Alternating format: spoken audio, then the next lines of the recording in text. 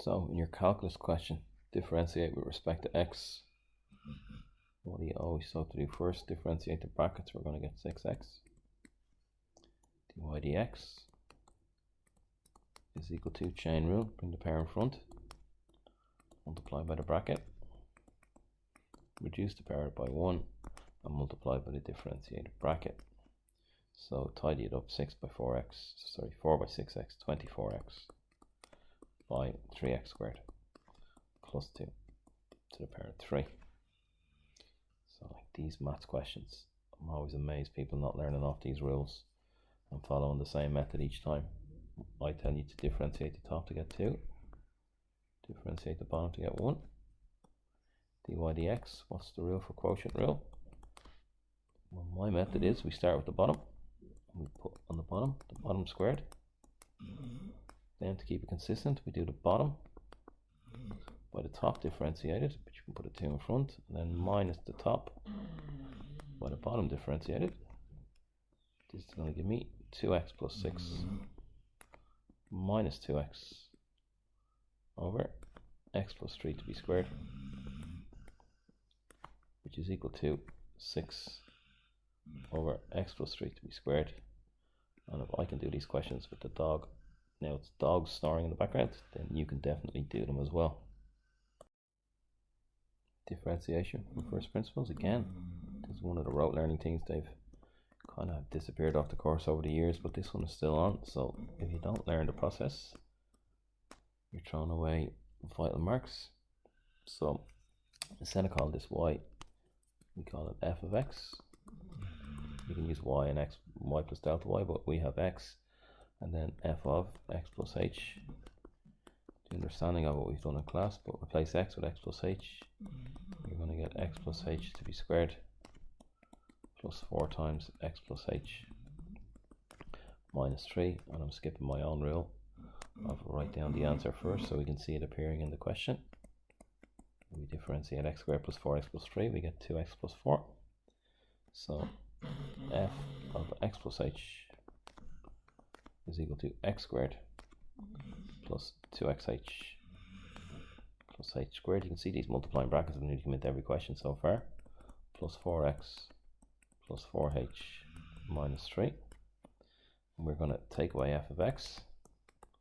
So minus f of x is minus x squared minus 4x, line them up, and plus 3.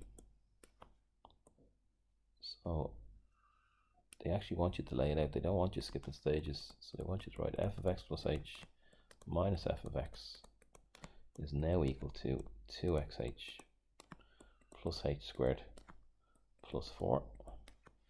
And if I just go over in red, the actual answer is going to be this 2x and this plus 4h. Sorry, I left out the h. I put in plus 4h. So the 4 to 2x and the 4 the answer. The h we want to get rid of, so this should give you an idea of what to do. Then we divide, and don't just write a line and put divide under, so write it out again. Divided by h is equal to 2x. I'll bring the 4 closer to it, and I'll write the h squared divided by h on the right hand side. So the limit of this function as h tends to 0, the function is f of x plus h minus f of x divided by h. The limit of this is 2x plus 4. And we saw at the start that was the correct answer. So there really are no excuses for not learning off this very basic rules in relation to differentiation from first principles. The last part of calculus are at what points on this curve, cubic, is the tangent parallel to this line. So the slope of this line, y is equal to minus 4x plus 3. So the slope of the line is minus 4. So slope is differentiation, so we have to differentiate. We have it in terms of y, so let's write dy dx. dy dx is equal to 3x squared, differentiating x cubed, minus 18x, differentiating minus 9x squared, plus 20. So when is this? This is slope. When is this equal to minus 4? At what points? So we're going to get 3x squared minus 18x plus 24 is equal to 0. Dividing by 3, we get x squared minus 6x plus 8. And you should see this factorizes quite quickly. 2 minus signs. 4 2s are 8 and 4 and 2 is 6. So x is equal to 2, or x is equal to 4. And we got to go back and find y, so we got to put it into the original. So maybe off to the side, 2 cubed minus 9 by 2 squared plus 20 by 2 minus 8. What does this equal? So rather than getting up and getting a calculator, I'll just do it manually. 8 minus 36 plus 40 minus 8. So actually it works out to be 4. Y is equal to 4. So 2, 4.